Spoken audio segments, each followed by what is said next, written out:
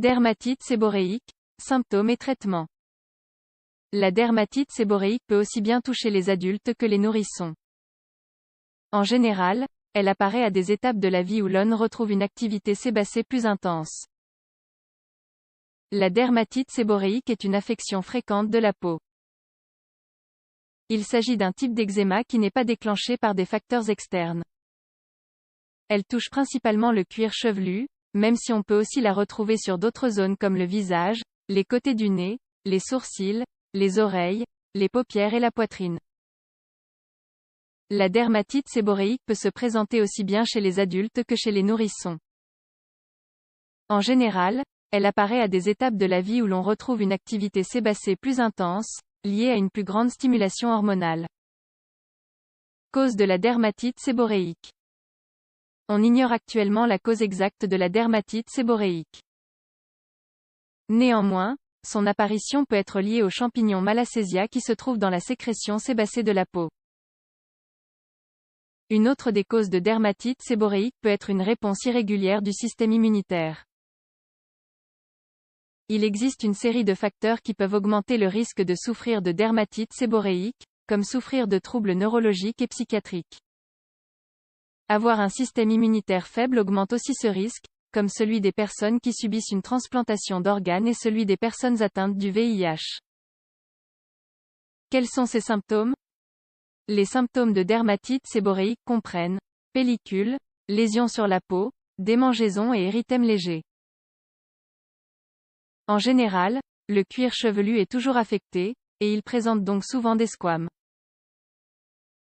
La desquamation des sourcils, cils, poils de barbe et de la moustache est aussi fréquente, ainsi qu'un rougissement et une desquamation du sillon nasogénien et de la partie arrière des oreilles. Chez certains patients, les paupières s'enflamment et de petites croûtes se forment sur leurs bords. Au niveau du tronc, la dermatite séboréique se manifeste habituellement par des plaques érythémato-squameuses arrondies. Les plaques sont parfois recouvertes de squames très collants, qui ressemblent à des lésions de psoriasis. Diagnostic. Le diagnostic se base sur la clinique, en raison de l'aspect et de la localisation des lésions cutanées. Les plaques avec des squames gras sont particulièrement caractéristiques sur le cuir chevelu. On retrouve aussi des lésions érythémato-squameuses dans les zones d'insertion du cuir chevelu, les plis rétro-auriculaires, les sillons nasogéniens ou les cils. Chez les bébés, la lésion caractéristique est la croûte de lait. On doit procéder à un diagnostic différentiel de dermatite séboréique avec d'autres maladies qui présentent des symptômes similaires, comme psoriasis. Il provoque aussi des pellicules et un rougissement de la peau avec la présence de squames. Ceux-ci sont plus nombreux et de couleur blanc argenté. Dermatite atopique. Cette affection cutanée cause une démangeaison et une inflammation sur la peau des plis des coudes, de la partie postérieure des genoux et de la partie frontale du cou. Pityriasis versicolore. Cette éruption apparaît sur le tronc mais n'est généralement pas rouge comme les plaques de la dermatite séboréique. Rosacée. En général, elle se produit sur le visage et ne génère que peu de squames. Traitement de la dermatite séboréique. Il existe toute une série de mesures d'hygiène générale, comme éviter les douches avec de l'eau très chaude, les environnements avec du chauffage ou la climatisation allumée, ou les situations de grand stress émotionnel.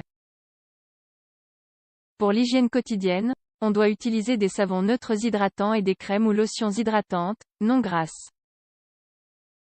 Anti-inflammatoires.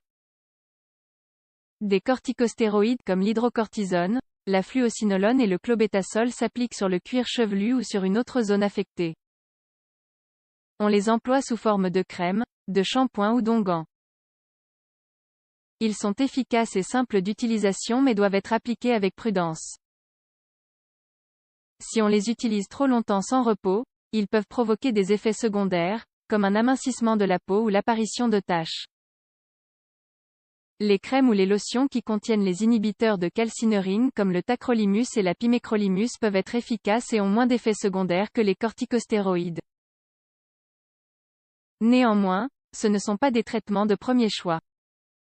Antifongiques. On les emploie sous forme de gel, de crème ou de shampoing en alternant avec d'autres médicaments. Ils peuvent être utilisés à 1 ou 2% comme le kétoconazole, selon l'intensité et la zone à traiter. Dans les cas les plus sévères, on peut utiliser des traitements par voie orale avec des tétracyclines, qui diminuent la sécrétion sébacée. En général, la réponse au traitement de la dermatite séborréique est bonne. Vous devez malgré tout savoir qu'un traitement de maintien sera nécessaire car la maladie persiste pendant des mois ou des années. Vous aurez des poussées qui s'amélioreront lors des saisons les plus chaudes.